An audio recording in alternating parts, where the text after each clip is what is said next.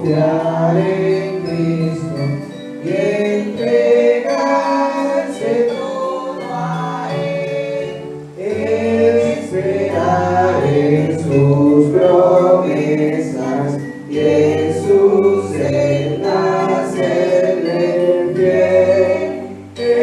Jesucristo, Jesucristo, ya no amor no más en mí.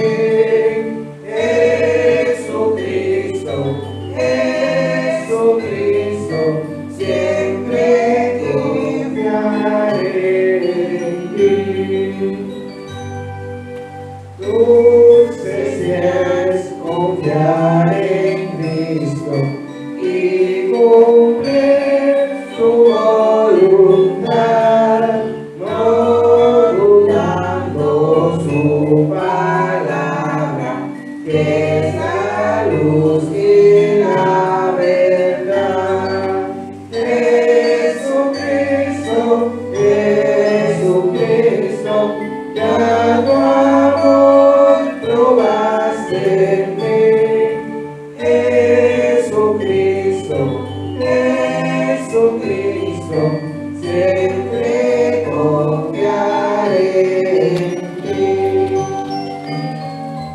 Siempre en ti confiar yo quiero, mi precioso Salvador, en la vida y en la muerte, protección me dé tu amor.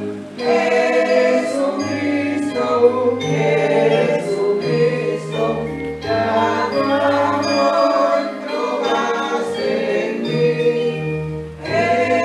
Jesucristo, Jesucristo, siempre confiaré en ti. Bien, hermanos, para pasar los hermanos Gustavo Arias con la exhortación de la palabra de Dios, vamos a ponernos sobre sus pies para así reverenciar la exhortación de la palabra de Dios. Dios les continúe bendiciendo, ¿no, hermanos? Acompáñenme a orar, por favor. Padre, te suplicamos de nuevo por tu dirección para disertar tu palabra. Sin ti, Señor, somos siervos inútiles. De hecho, lo somos, Padre eterno. Te pedimos la guianza de tu Santo Espíritu y tu entendimiento y el denuedo que es necesario para dar a conocer tus maravillas, Señor. En el nombre de Jesús. Amén. Bien, abran sus Biblias en el Evangelio según San Juan, capítulo 4. Mi madre le manda saludo a la iglesia. Yo esperé el momento en que constara y quedara grabado. Ojalá que Dios nos dé la oportunidad de que ellos nos vuelvan a acompañar en un culto. Bien, mis hermanos, San Juan, capítulo 4. Y vamos a estar estudiando desde el verso 25 en adelante. Y vamos a hablar bajo el tema 4 señales de que Jesús es el Mesías. 4 señales de que Jesús es el Mesías. Siempre que estudiamos el libro de Juan, debemos tomar en cuenta el objetivo para el cual fue escrito este libro. Y Juan mismo nos lo dice. Por favor, vayan conmigo al libro de Juan, capítulo 20, verso 30. Evangelio según San Juan, capítulo 20, verso 30, donde Juan nos dice qué le motivó a escribir el libro y qué objetivo él tiene en mente cuando escribe ese libro. El Evangelio según San Juan, capítulo 20, verso 30, él dice: hizo además Jesús muchas otras señales en presencia de sus discípulos, las cuales no están escritas en este libro, pero estas se han escrito para que creáis que Jesús es el Cristo, el Hijo de Dios. Gracias. Y para que creyendo tengáis vida en su nombre. Juan seleccionó las cosas que él quería escribir con el objetivo de demostrar que Jesús es el Cristo, el Hijo de Dios. Y siempre que estudiemos el Evangelio de Juan, debemos verlo a través de este lente. Cómo esto nos indica o nos evidencia que Jesús es el Cristo, el Hijo de Dios. Y creyendo en eso, dice Juan, tendremos vida en su nombre. Y para que creyendo tengáis vida en su nombre. En ese sentido, vamos a compartir 4 señales de que Jesús es el Mesías. Y la primera se encuentra allá en el Evangelio según San Juan, capítulo 4, verso 28. Por favor, lean conmigo. El Evangelio según San Juan, capítulo 4, verso 28. La primera señal es el efecto del Señor en la mujer samaritana. Allá leemos: entonces la mujer dejó su cántaro y fue a la ciudad y dijo a los hombres: venid, ved a un hombre que me ha dicho todo cuanto he hecho. ¿No será este el Cristo? Entonces salieron de la ciudad, vinieron a él. La primera señal que Juan nos da de manera sutil de que Jesús es el Cristo es la drástica impresión que él produjo en la mujer samaritana. Esta mujer, que tenía una vida inmoral y por vergüenza salía a buscar agua en la hora más cálida del día, en la hora desértica, en una zona desértica, todo eso por vergüenza, no queriendo encontrarse con nadie, ahora ella está dispuesta a ir por toda la ciudad y decir que Jesús es el Cristo. De ser una mujer avergonzada, perdió la vergüenza y está dispuesta a ir casa por casa, invitar a las personas y decir: venid, ven a un hombre que me ha dicho todo cuanto he hecho. ¿No será este el Cristo? Fíjense, mis hermanos, que la mujer samaritana, ella está reconociendo su pecado. Ella no está negando su pecado. Él dice: ved a un hombre que me ha dicho todo cuanto he hecho. En ese sentido, el testimonio de la mujer samaritana no es el testimonio de una persona santurrona que niega su pecado y niega su vida anterior. Ella está reconociendo que es una mujer pecadora y está reconociendo que todo lo que Cristo ha dicho es verdad. Una lección práctica nos dice que si queremos que nuestro testimonio surja efecto, debe ser un testimonio sincero. No puede ser un testimonio negando nuestra vida pasada. Nosotros éramos pecadores y ahora somos pecadores arrepentidos, pero éramos pecadores. Fíjense, mis hermanos, vayan por favor a 1 Corintios capítulo 6, verso 9, para que ustedes vean el testimonio de la iglesia de Corintio y cómo el apóstol Pablo no siente pena de decírselo a la iglesia de Corintio. 1 Corintios capítulo 6, verso 9. Allá leemos: ¿no sabéis que los injustos no heredarán el reino de Dios? No erréis, ni los fornicarios, ni los idólatras, ni los adúlteros, ni los afeminados, ni los que se echan con varones, ni los ladrones, ni los avaros, ni los borrachos, ni los maldicientes, ni los estafadores heredarán el reino de Dios. Ahora, fíjese lo que Pablo le dice acá en el verso 11. Y esto erais algunos. La iglesia de Corintio estaba conformado por ex ladrones, ex mentirosos, ex avaros, ex borrachos, ex estafadores. Estaba conformada por pecadores que se habían arrepentido. Y Pablo se lo dice: y esto erais algunos. Mas ya habéis sido lavados, ya habéis sido santificados, ya habéis sido justificados en el nombre del Señor Jesús y por el Espíritu de nuestro Dios. De eso estaba conformado la iglesia de Corintio. La iglesia de Galacia también estaba conformada por personas así. La iglesia de Filipenses, la iglesia de los Efesios. Nuestra iglesia también no es la excepción. Aquí vemos mentirosos arrepentidos, maldicientes arrepentidos. Y solamente Dios sabe cuántos pecados nosotros cometimos antes de que nos llamaran. Pero al igual que ellos, nosotros también fuimos lavados y santificados por el Señor. Pero si nuestro testimonio es real, debe reconocer nuestro pecado. Y solamente así surge el efecto. Entonces, la primera señal es el efecto del Señor en la mujer. La segunda señal de que Jesús es el Cristo es la intimidad de Cristo con el Padre. Por favor, vaya al Evangelio según San Juan, capítulo 4, verso 31. Continuemos ahí nuestra lectura.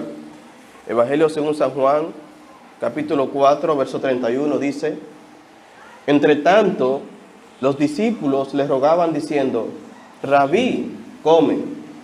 Él les dijo: Yo tengo una comida que comer que vosotros no sabéis. Entonces los discípulos decían unos a otros: ¿Le habrá traído alguien de comer? Jesús les dijo: Mi comida es que haga la voluntad del que me envió y que acabe su obra.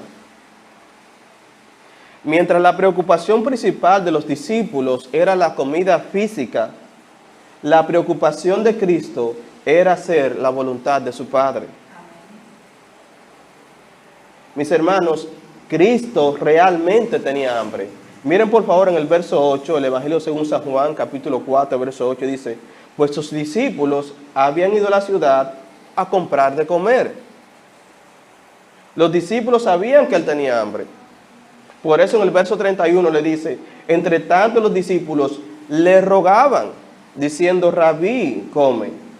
Sin embargo, aunque Cristo tenía hambre, él tenía una prioridad mucho más alta.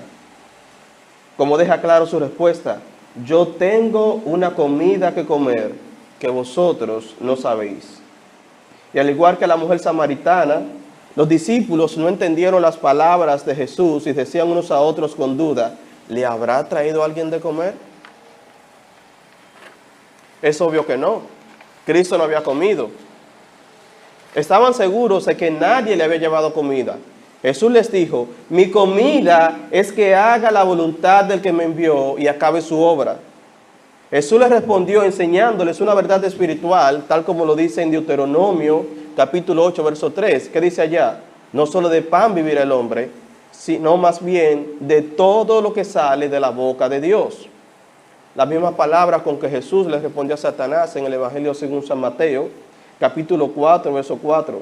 Lo que nos enseña esto, mis hermanos, es que el mayor deleite de Cristo, mientras estuvo en esta tierra, era hacer la voluntad de su Padre.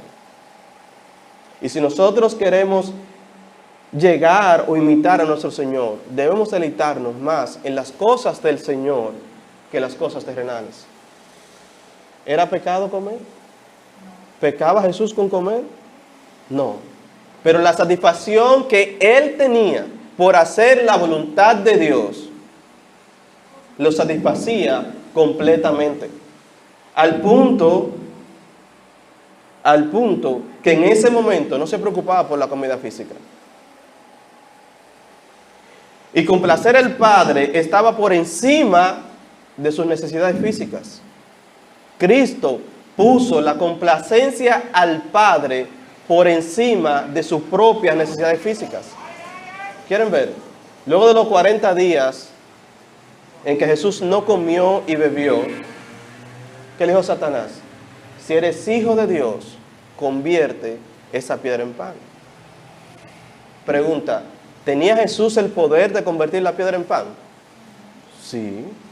¿Era pecado que Jesús convirtiera la piedra en pan? No. Pero Jesús prefirió padecer hambre en ese momento que satisfacer su hambre fuera de la voluntad de Dios. ¿Me entendieron, mis hermanos? Él prefirió padecer hambre que comer porque Satanás se lo diga. El mayor deleite de Cristo era hacer la voluntad del Padre. Mire cómo lo dice en Lucas capítulo 10, verso 5. Así os digo que hay gozo delante de los ángeles de Dios por un pecador que se arrepiente. ¿Quién se alegra ahí? ¿Los ángeles o Dios? Dios. Hay gozo delante de los ángeles. Porque el Hijo del Hombre vino a buscar y a salvar lo que se había perdido. Eso está en Juan 19:10. Jesús caminó en perfecta intimidad con el Padre a lo largo de su ministerio. vivió en completa armonía con la voluntad del Padre hasta gritar triunfante en la cruz: consumado es. Someterse al Padre era la devoción constante de Jesús, su alegría consumada y su verdadero sustento. Jesús vivía para complacer al Padre. Entonces, la primera señal es la impresión de Jesús en la mujer samaritana. La segunda es la intimidad que Cristo tenía con el Padre. Y la tercera señal de que Jesús es el Mesías es que Jesús tiene la capacidad de ver las almas de los hombres. Jesús puede ver en el corazón de los hombres. Por favor, lea conmigo el Evangelio según San Juan, capítulo 4, verso 35. Allá dice: ¿no decís vosotros, aún faltan 4 meses para que llegue la siega? Y aquí os digo, alzad vuestros ojos y mirad los campos, porque ya están blancos para la siega. Y el que siega recibe salario y recoge fruto para vida eterna, para que el que siembra goce juntamente con el que siega. Porque en esto es verdadero el dicho: uno es el que siembra y otro es el que siega. Yo os he enviado a segar lo que vosotros no labrasteis. Otros labraron, y vosotros habéis entrado en sus labores. ¿De qué está hablando Jesús acá? Jesús suele usar el ejemplo del grano en crecimiento para referirse a las almas de los hombres. Por ejemplo, miren en Mateo capítulo 9, verso 35, donde Jesús habla precisamente de sembrar, de un sembrador de semilla y de tierra, para referirse precisamente al corazón de los hombres. Mateo capítulo 9, verso 35, si me acompañan a leer, dice: recorría Jesús todas las ciudades y aldeas, enseñando en las sinagogas de ellos y predicando el evangelio del reino y sanando toda enfermedad y toda dolencia en el pueblo. Y al ver las multitudes, tuvo compasión de ellas, porque estaban desamparadas y dispersas como ovejas que no tienen pastor. Entonces dijo a sus discípulos, presten atención a eso: a la verdad la mies es mucha. ¿De qué está hablando Jesús? De la condición de las almas que estaban desamparadas como ovejas que no tienen pastor. Mas los obreros, pocos. Pienso otra vez como dice en el verso 38. Rogad pues, Señor de la mies, que envíe obreros a su mies. Fíjense lo que dice Mateo 13, Mateo capítulo 13, verso 1.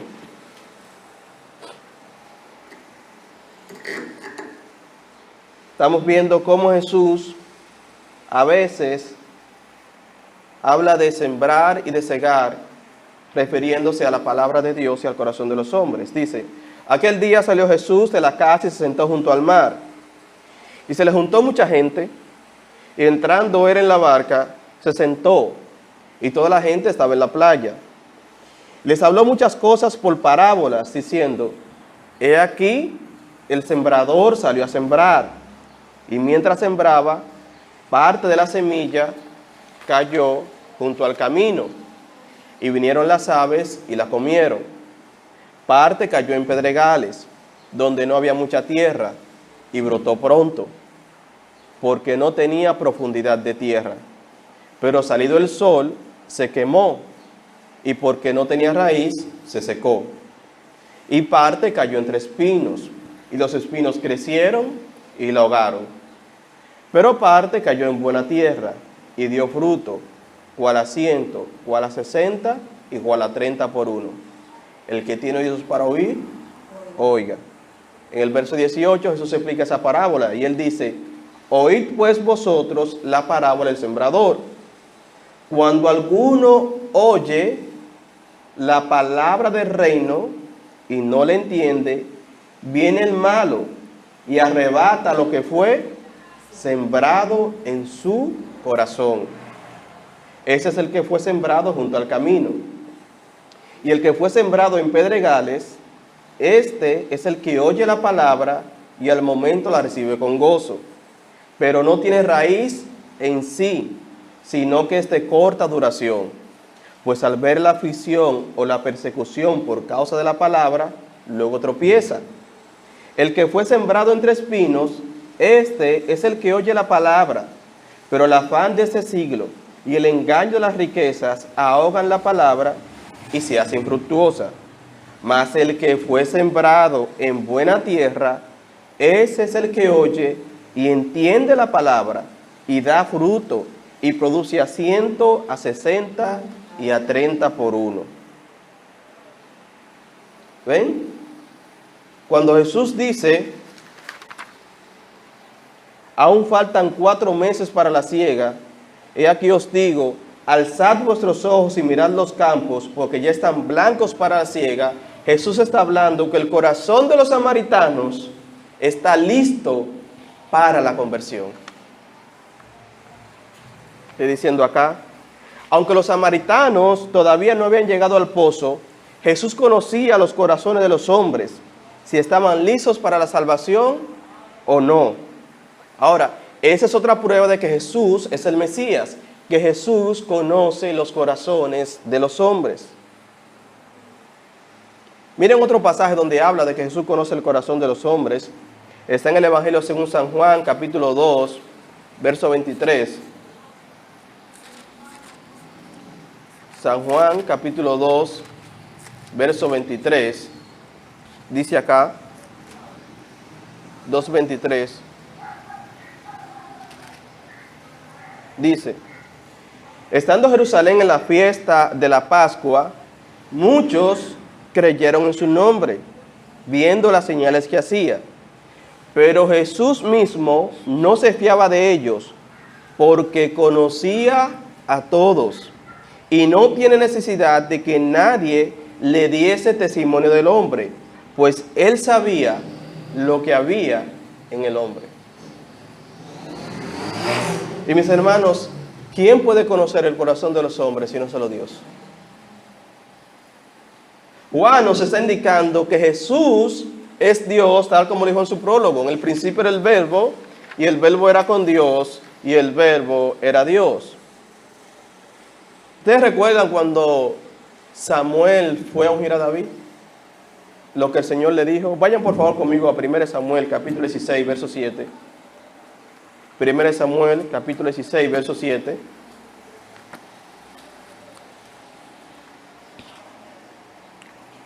Cuando Samuel fue a ungir a David, y Samuel quedó impresionado con el hermano mayor de David. 1 Samuel, capítulo 16, verso 7, dice, voy a leer desde el verso 6. Verso 6 dice, y aconteció que cuando ellos vinieron, es decir, los hermanos de David, los hijos de Isaí, él vio a Eliab y dijo, de cierto, delante de Jehová estás ungido. ¿Qué le impresionó? Su apariencia física. Delante de Jehová estás ungido. Y Jehová respondió a Samuel, no mires a su parecer, ni a lo grande de su estatura, porque yo lo desecho. Porque Jehová no mira lo que mira el hombre. ¿Y qué mira el hombre? Pues el hombre mira lo que está delante de sus ojos, pero Jehová mira el corazón.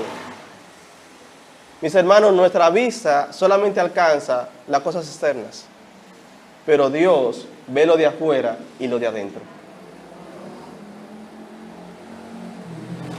Jeremías, capítulo 17, verso 9. Vayan allá, por favor. Jeremías, capítulo 17, verso 9. Allá dice,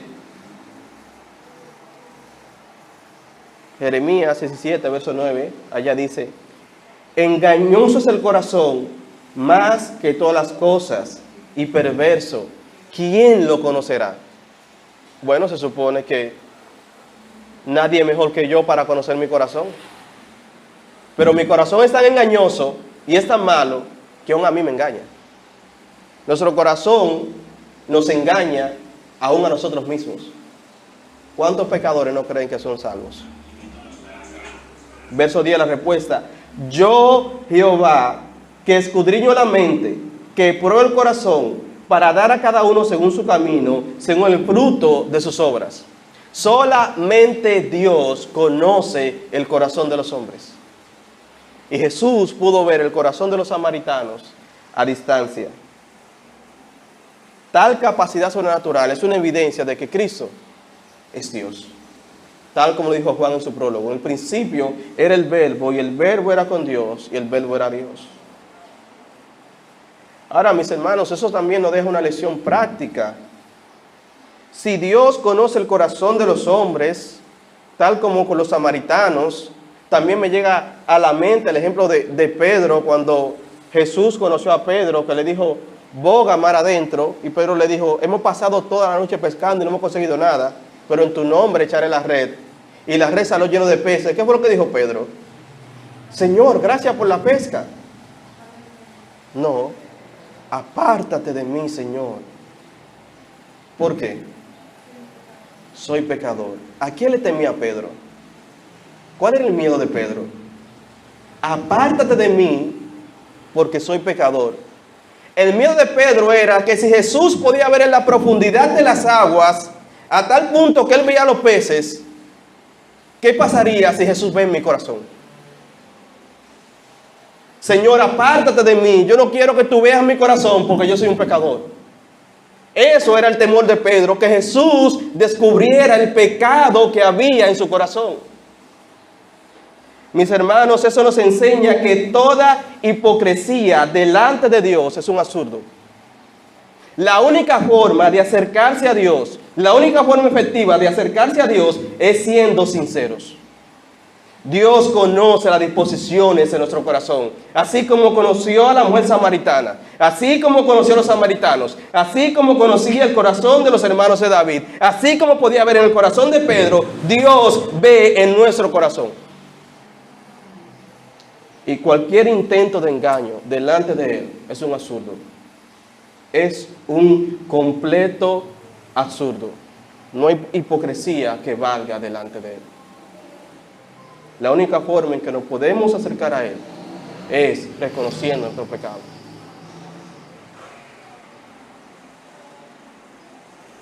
La primera señal es la impresión de Jesús en la mujer samaritana.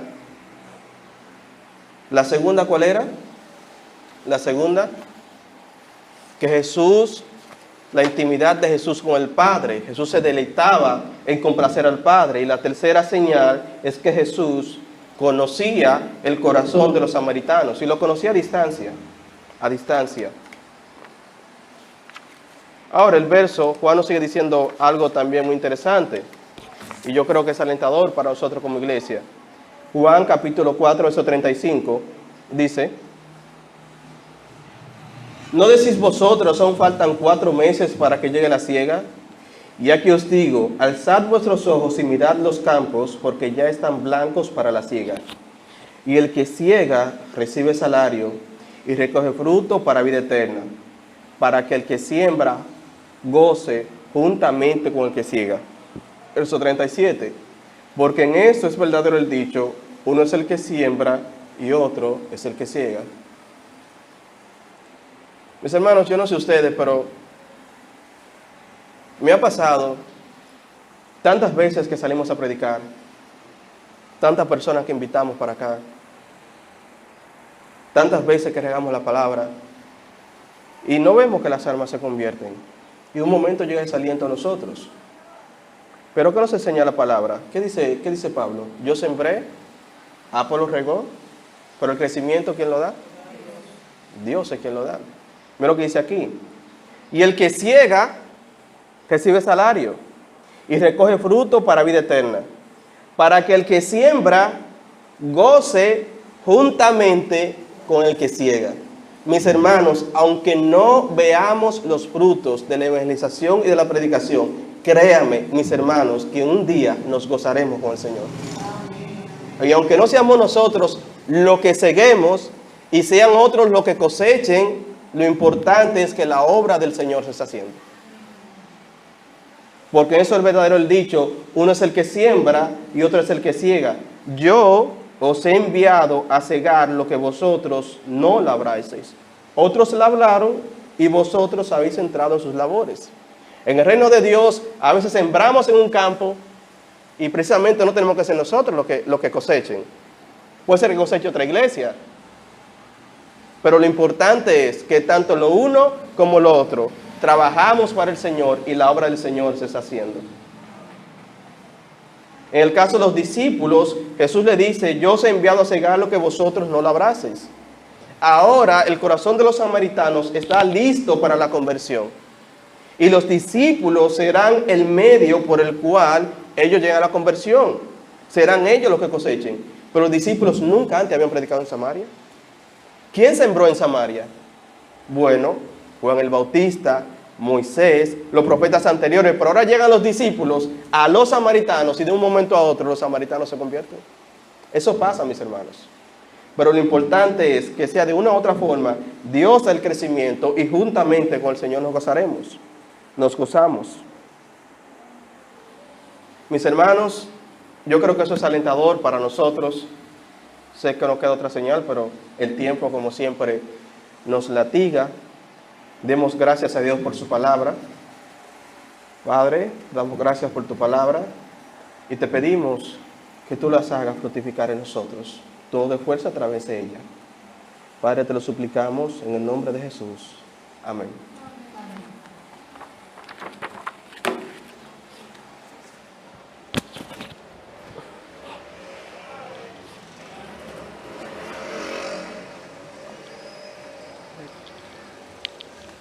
Bien, hermanos, vamos a